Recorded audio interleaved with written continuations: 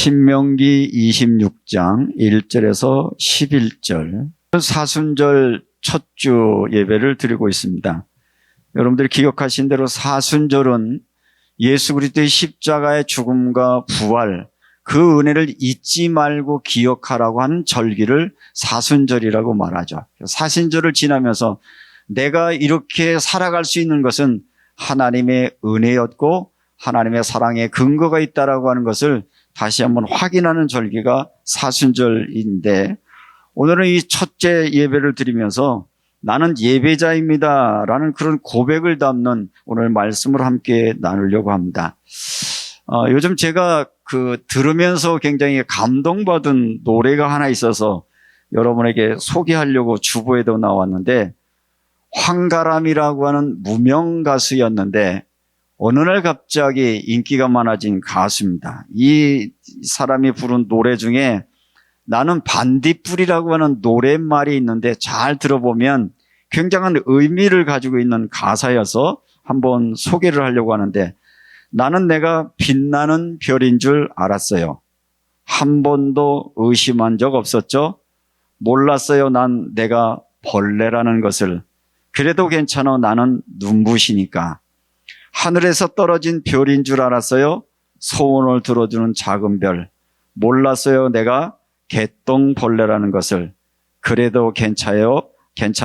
나는 빛날 테니까. 이런 가사로 되어지는 것인데, 한 청년이 꿈을 가지고 꿈을 이뤄서 삶을 살아가는데 원하는 대로 삶을 펼쳐지지 않고 절망 가운데 있고, 이 가수가 자기 이야기를 하면서 노숙을 한 6개월 정도 했다고 그러더라고요. 젊은 나이에 노숙자가 될 정도로 비참한 삶을 살아가는 것 중에 나는 어떻게 살아갈까, 나는 누굴까를 굉장히 고민하는 과정 중에 노래 한 곡을 만났는데, 오늘 여기 반딧불이라고 하는 노래 가사가 너무 자기하고 똑같은 형상이야.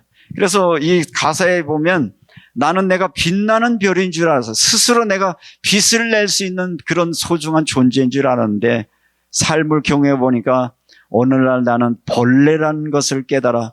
그것도 벌레라는 걸 깨달았는데 개똥벌레. 그 사람 말이 그러더라고요. 그냥 반딧불 그러면 멋있는데 그게 아니라 개똥벌레.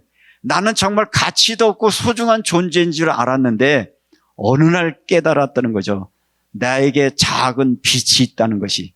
그래서 이 어둠을 밝힐 수 있는 비록 작지만 반딧불 같은 존재라는 사실을 발견하고 나니 나는 새로운 삶을 살 수 있었습니다라는 가사를 자기의 삶의 경험과 자기 안에 있는 많은 그 아픔과 한을 가지고 노래를 하니까 이게 사람들에게 공감이 되어져서 지금 여러분들이 검색해 보면 올해인가 작년에 빌보드 차트 1위까지 오를 정도 사람들이 굉장히 위안이 되어서 많은 사람들은 이 노래를 들으면서 지금도 희망을 가지고 꿈을 노래하게 되고, 우리의 삶이라고 하는 것을 생각해 보는데, 저는 이 가사 속에서 나는 괜찮은 존재임을 노랫말을 통해서 정체성을 발견했다는 것이죠.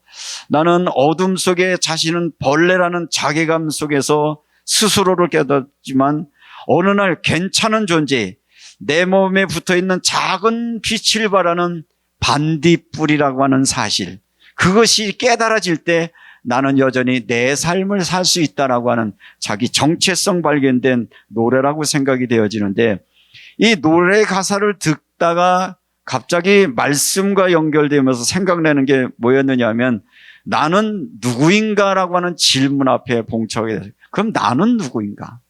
나는 왜 살아가는가? 어떻게 살아가는가? 우리도 우리 스스로에게 한번 고백되어지고 정리할 필요가 있는 것인데, 나는 반딧불이다라고 하는 이 단어 가운데 어떻게 표현했으면 좋겠어요? 저는 제 마음의 고백이에요.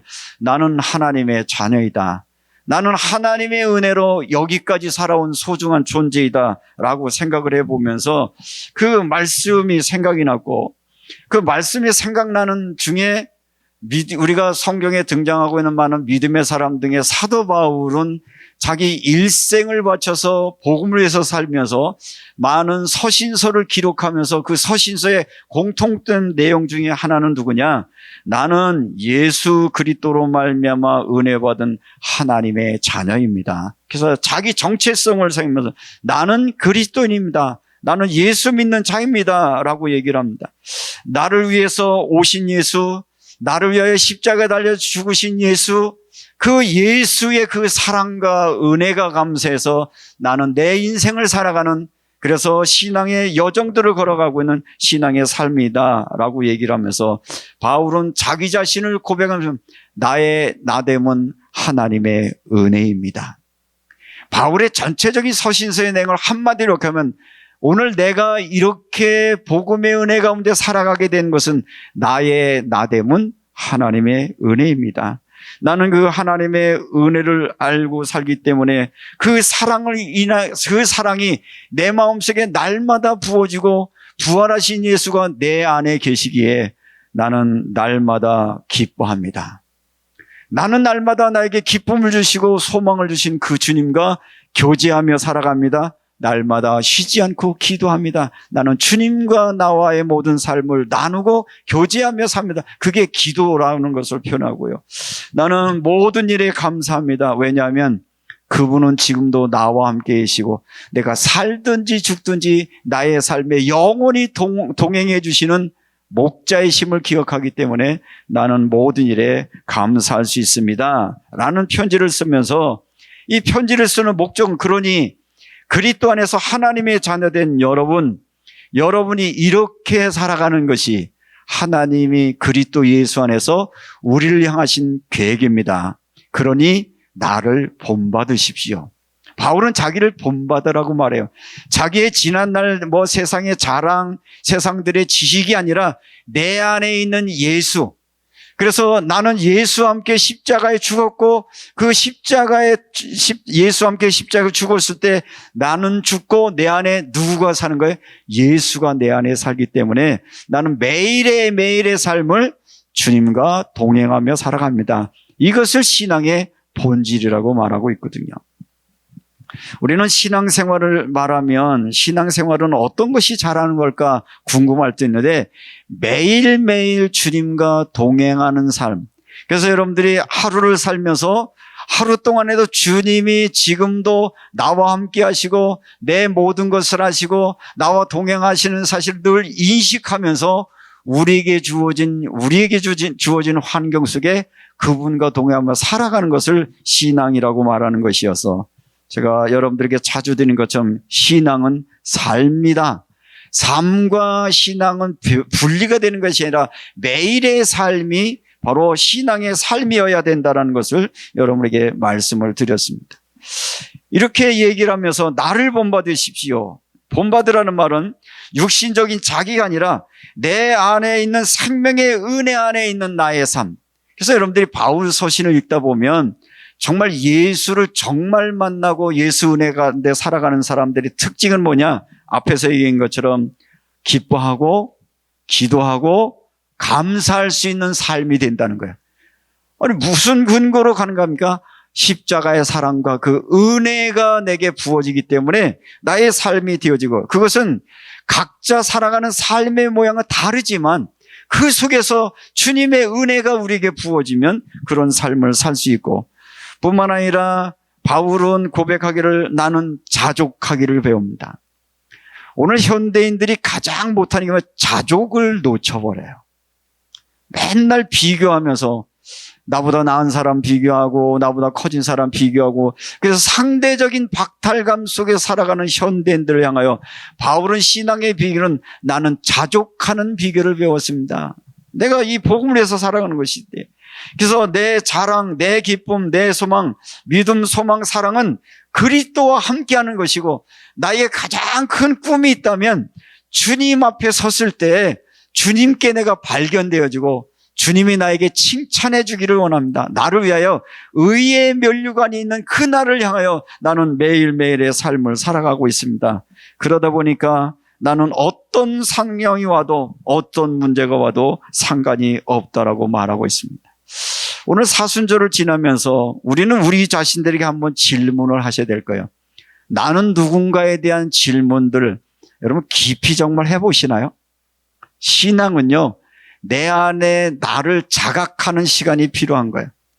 여러 가지 분주한 것도 많이 있지만 가끔은 하나님 앞에 서서 나는 누구인가? 나는 왜 살아야 하는가? 무엇을 위해 살아가는가? 이 분명한 삶의 소명과 방향이 잡혀지지 않으면 우리는 끊임없이 방황하고 끊임없이 펼쳐지는 환경 때문에 두려워하고 염려할 수밖에 없는 것인데, 분명한 사실들은 나는 누구이며 그런 신분이 정해졌다면 어떻게 살 것인가라고 하는 자기 정체성이 세워질 때 우리는 당당히 우리의 삶을 살게 되어지는 것입니다.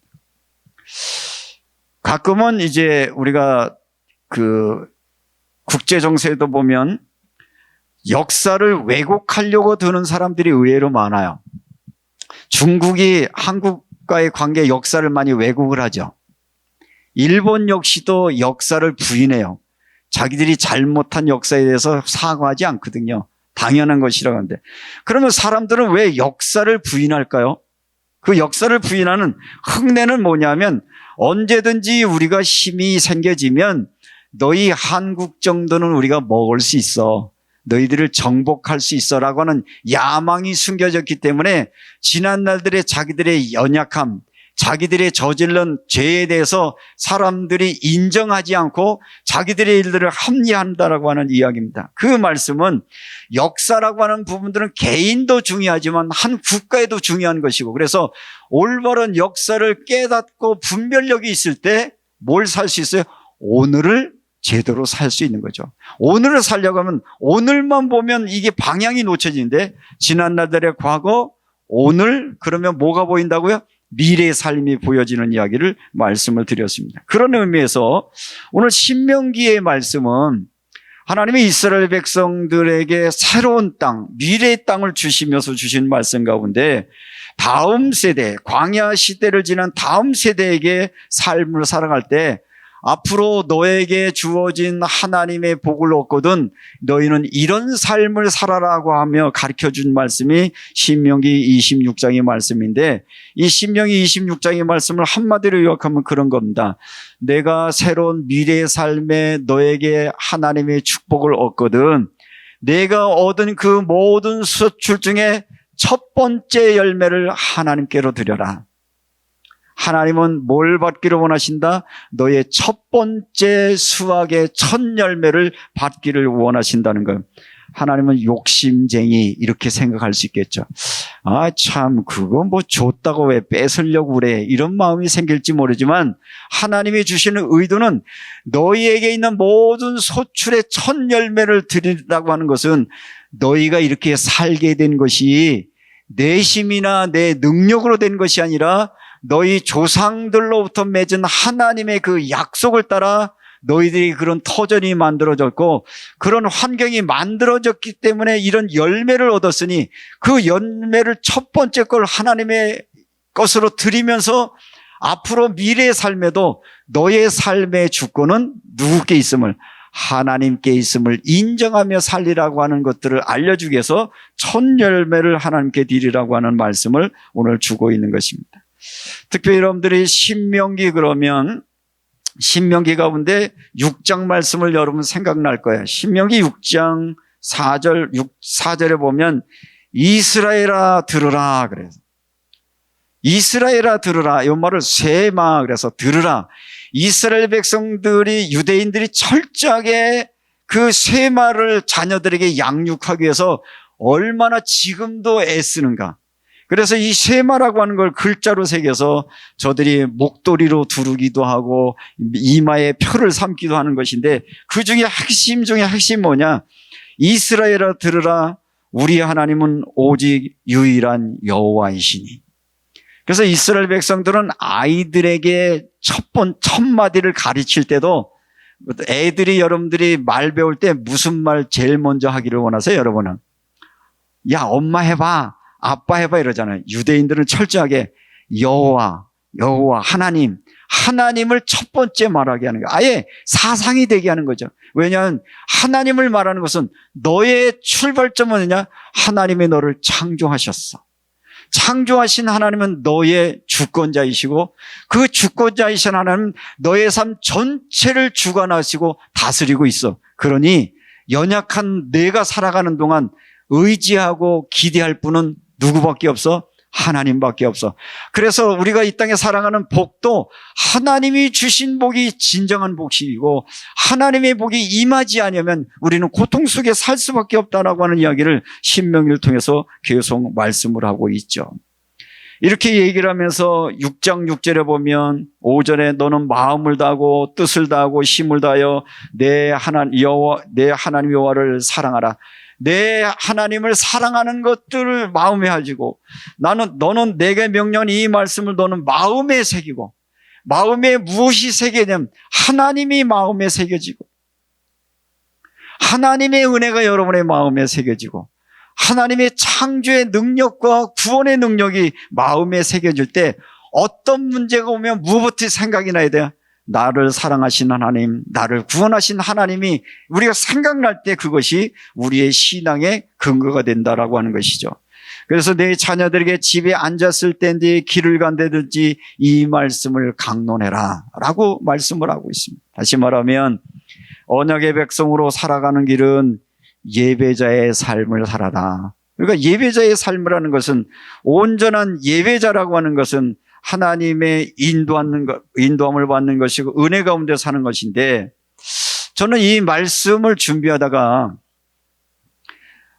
내가 만난 하나님이 내 하나님이 되어지기를 원하고 그것을 유산으로 남기겠다라고 얘기하셨던 저희 아버지의 말이 또 생각나는 거야.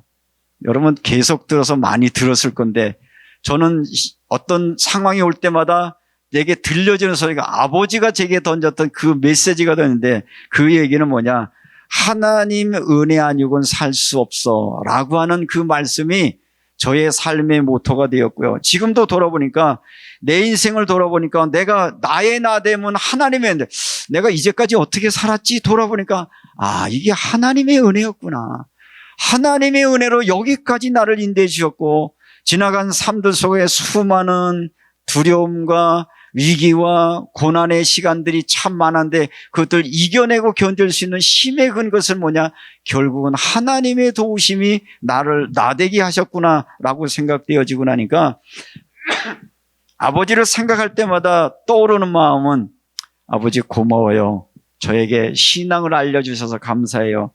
그리고 사랑해 주셔서 감사해요. 그런 속에 한쪽에서 아버지만 생각하는 마음속에 공경하는 마음이 있고요. 그리고 사랑합니다. 지금도 가끔은 보고 싶어요. 그러면 제 입장에서 우리 아버지 인생은 참 잘 사신 것 같아요. 그죠? 누군가 지금 안 계신 분이지만 고마워하고 감사하고 그리워하고 사랑하고 보고 싶어지는 삶을 사는데 그 근거가 뭐냐? 그분의 모든 마음속에 내게 있는 나를 만나신 하나님, 나의 삶을 인도하신 하나님이 너의 하나님 되기를 원하는 그 마음의 중심을 보면서 그 얘기는 삶이 신앙이 중심의 삶이 됐다는 거죠. 그래서 우리들을 이렇게 사랑해 주실 때도 정말 하나님 주신 사랑의 마음으로 정말 자기가 할 수 있는 최선을 다해서 사랑해 주었던 것이 부모가 자녀들에게 남겨주는 소중한 것인데 그 근거가 바로 믿음이었다라고 하는 것이었고요. 가나안 땅에 정착한 첫 농사의 첫 수확의 첫 열매를 드리라고 하는 것은 결국은 예배자로 살아라. 너의 모든 것은 누가 주신 것이다? 하나님이 주신 것이다 라는 것을 가지고 있도록 저들에게 이 예배 형식을 만들어서 오늘 신명기 26장에서 말씀해 주고 있습니다. 그런데 이것들은 저절로 되어진 것이 아니라 이것들을 끊임없이 다음 세대에 가르칠 때 가능하다는 것이죠. 새로운 세대에게 오늘의 삶이라고 하는 것은 오늘을 살아가는 너의 삶은 내가 오늘이 있기에는 뭐가 있었다? 지난날의 시간이 있었다.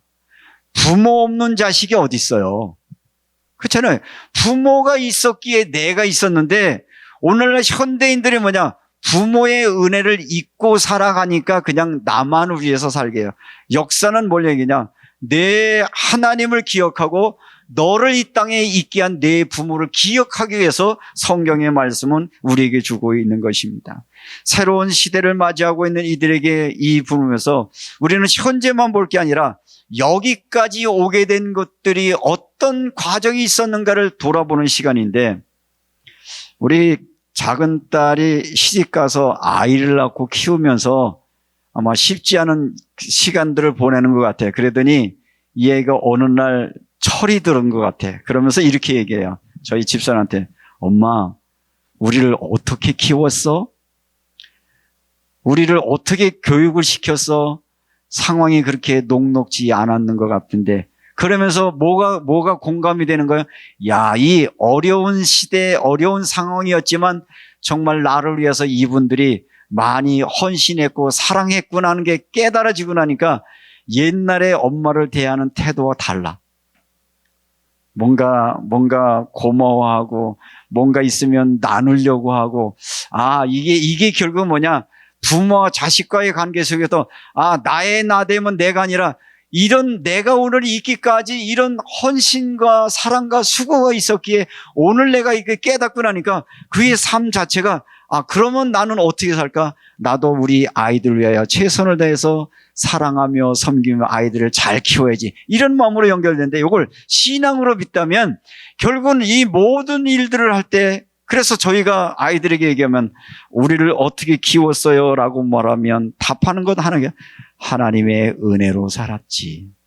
기도하면서 하나님 기도할 때마다 인도해 주셨고 응답해 주시고 역사에서 너희를 살게 했고 지금도 살아있어. 그래서 따로 설교하지 않아도 삶 속에서 하나님이 우리와 함께 하심을 나눌 수 있는 시간이 되었는데, 오늘 결국은 수확물을 바칠 때 땅에 주신 분이 하나님이시니 첫 열매를 드리라고 하는 이야기는 하나님의 은혜를 잊지 말고 살도록 누구에게 가르치라는 거예요? 자녀들에게 가르치라는 말씀을 신명기 26장에서 말씀하고 있는 것입니다. 3절을 한번 읽어볼까요? 자, 첫 열매를 가지고 그 예물을 가지고 하나님께 나와서 제사장에 드리면서 이렇게 보면 3절입니다. 그때 제사장이 나아가 그에게 이르기를, 내가 오늘 당신의 하나님 여호와께 아뢰나이다. 내가 여호와께서 우리에게 주시겠다고 우리 조상들에게 맹세한 땅에 이르렀나이다 할 것이요. 다시 말하면 지금 나의 형편은 결국은 이게 뭐야? 하나님의 은혜로 내가 여기 있는 거군요. 현실을 판단할 때 그냥 내 힘이 아니라 하나님의 은혜였구나. 내 부모 세대들의 헌신 때문에 여기까지 왔구나. 그러니까 마음속에 뭐가 생길 수밖에 없어요. 감사가 나올 수밖에 없죠. 이거는 내 것이 아니구나. 당연히 하나님의 은혜이구나. 부모의 은혜이구나. 이걸 가지고 하나님 앞에 예배드리도록 이 예배 시간에 가르쳤다는 것이고요.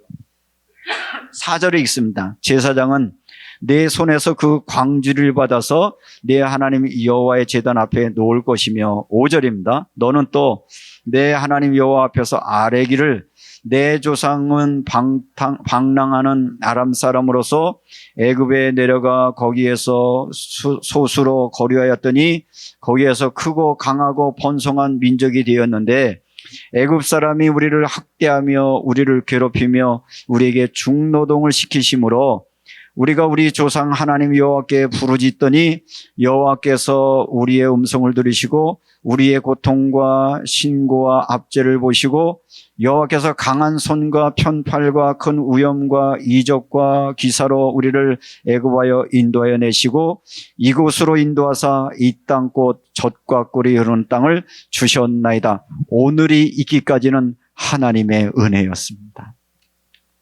우리 조상들이 그렇게 압제당하고 어려울 때 저들은 하나님께 기도했더니 하나님이 저들을 건져내셨음을 이미 부모 세대를부터 경험했으니, 이렇게 예물을 드리면서 이 사람들이 습득하는 게 뭐예요? 내 삶에도 고난과 압제가 위기가 오면 나도 내 아버지 어머니처럼 기도하며 하나님의 구원을 맛보리라 하는 신앙의 훈련이 첫 번째 예물 드리는 이 예식을 통해서 저들에게 전달되기를 원하는 말씀이 오늘 신명기 26장의 말씀이라는 것이죠. 조금도 읽은 것처럼 그 10절을 한번 더 읽겠습니다. 여호와여, 이제 내가 주께 내게 주신 토지 소상의 만물을 가져왔나이다 하고 너는 그것을 내 하나님 여호와 앞에 두고 내 하나님 여호와 앞에 경배할 것이며, 그러면서 예배하라. 하나님의 은혜를 찬양하고 감사하고 감사를 드리라. 그렇게 되어지면 11절, 내 하나님 여호와께서 너와 내 집에 주신 모든 복으로 말미암아 너는 뇌인과 너희 가운데 거류하는 객과 함께 즐거워할지라. 내가 바친 그 예물과 내가 바친 내 삶을 통해서 너뿐만 아니라 하나님의 일을 하는 뇌인과 혹시 은혜를 받지 못하는 나그네들까지 그들에게 내게 주신 축복으로 흘러가게 하라. 내게 있는 것으로 누군가에게 힘이 되어지고 삶이 될 수 있도록 나누라는 삶을 말하고 있습니다. 신앙은, 성경은 우리에게 하나님 나에게 주세요, 나에게 주세요, 나에게 복을 주세요 라고만 가르치는 게 아니라 내가 받은 복이 있으면 그 복을 가지고 누군가 함께 나누라.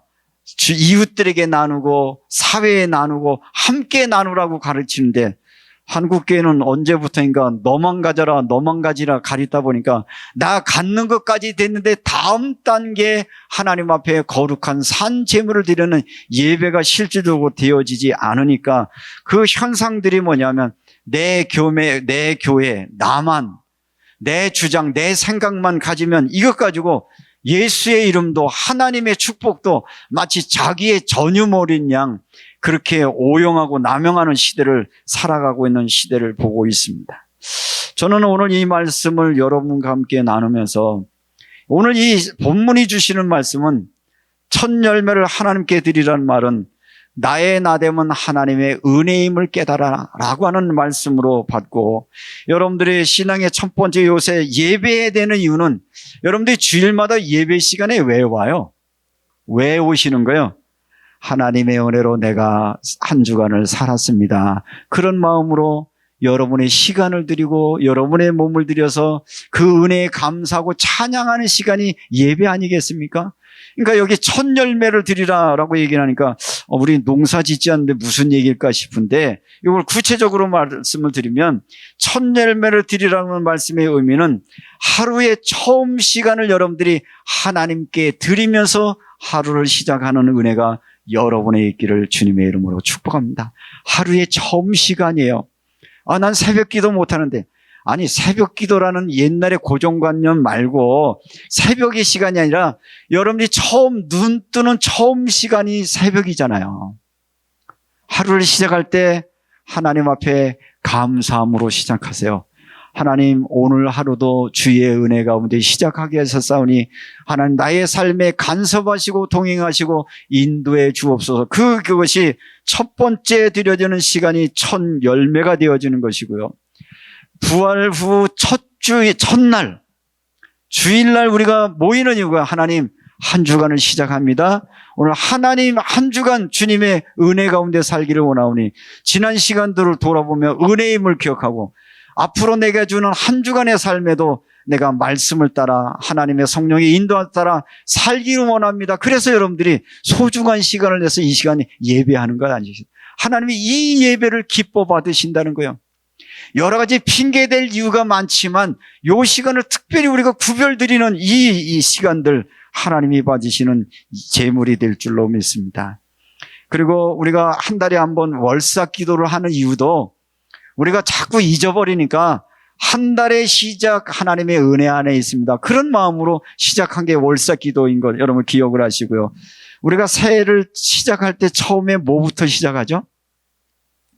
송구영신 예배부터 시작을 하자니까 올해도 하나님의 은혜 안에 하나님의 도우하심 속에 살기 원합니다. 그런 마음으로 드리는 것처럼 오늘이 사순절 첫째 주인데 사순절에 뭘 기억해야 되냐? 나는 누구이냐?